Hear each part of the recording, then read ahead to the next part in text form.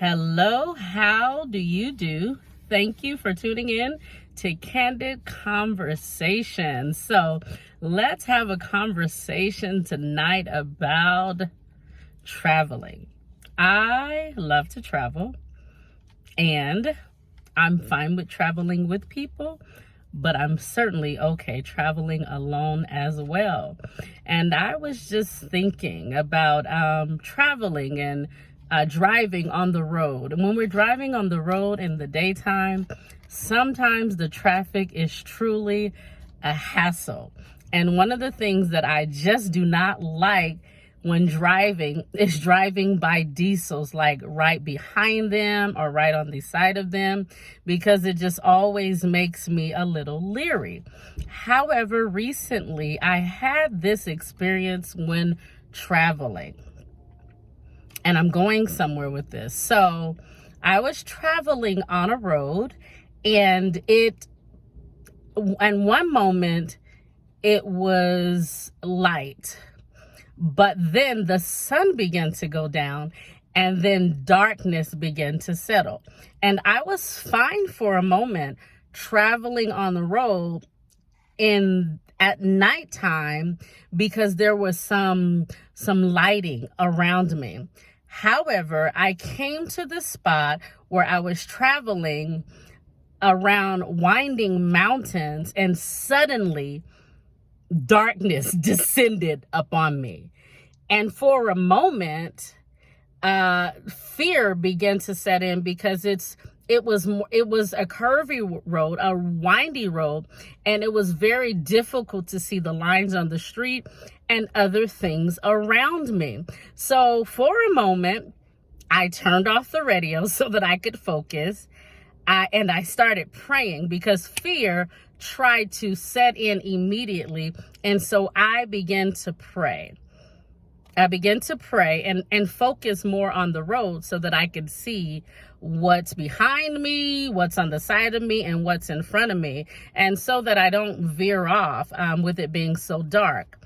And then maybe a few moments later, another car began to travel in front of me, and therefore I was able to watch the lights on the back of the car, and it was easier to see my way forward.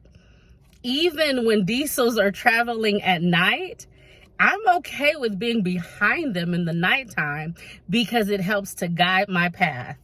And isn't that just like life sometimes? Sometimes we're traveling on a road and we don't know the way that we should take. And so we are feeling afraid. We are feeling intimidated. We are feeling very fearful. And sometimes we just want to stop.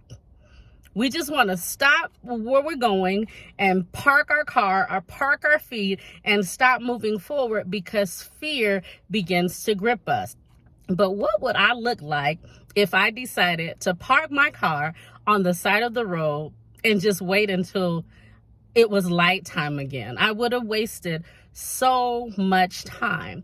And I'm so grateful for the cars and the diesels that began to drive before me, so that they could kind of chart the path and I could rely sometimes on their light. But do you know that situations are going to come in life, and we are not going to always have someone to go before us? We might be the one who's called to actually be the trailblazer and to light the path for someone else to follow us.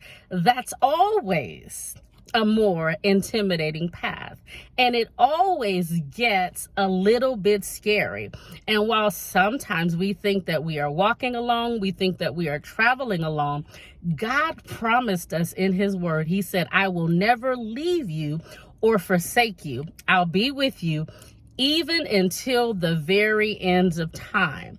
So even if I have to travel a road alone, and even when it's dark, and even when it's scary sometimes, and even if another car or another diesel or another person cannot show me the path or does not light the path for me, I can rest assured that I'm never alone, because God says that he's always with me. And sometimes we might just have to reconcile in our heart that God is actually calling us to be the trailblazer, that God is actually calling us to light the path and to go before someone else so that they can have an easier way. This is Lucretia, and thank you so much for tuning in to Candid Conversations. Bye-bye. Be the light.